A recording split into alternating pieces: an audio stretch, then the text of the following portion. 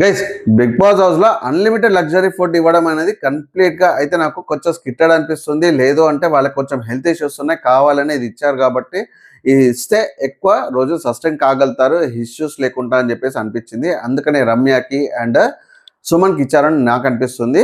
But ఇక్కడ basic గా audience కి మనకు చూపించేది ఏంటంటే ఒక వరం లాగా ఇచ్చినట్టు, ఒక డిఫాల్ట్ పవర్ ఇచ్చినట్టు, వైల్డ్ కార్డ్ కంటెస్టెంట్స్ కి ఇచ్చినట్టు మనకి క్లియర్ గా చూపిస్తున్నారు. సో ఈ పవర్ డిజర్వా కాదా అని చెప్పేసి ఓజీస్ అడిగారు, యాజ్ వెల్ as ఆడియన్స్ అడిగారు. అందరు కూడా యాక్సెప్ట్ చేశారు అండ్ ఓజీస్ కూడా చాలా హ్యాపీగా ఉన్నారు.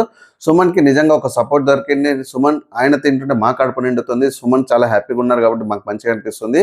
సో డెఫినెట్ గా రమ్య ఇది పవర్ డిజర్వ్ అని చెప్పి అనుకుంటున్నారు. అండ్ ఫస్ట్ ఎపిసోడ్ లో ఫస్ట్ సారి ఎప్పుడైతే ఫుడ్ రిక్వెస్ట్ చేశారో దాన్ని మిస్యూజ్ చేసి అది క్లియర్ గా తెలుస్తుంది తను పెట్టిన ఆర్డర్ పెద్ద లిస్ట్ ఉందని చెప్పేసి.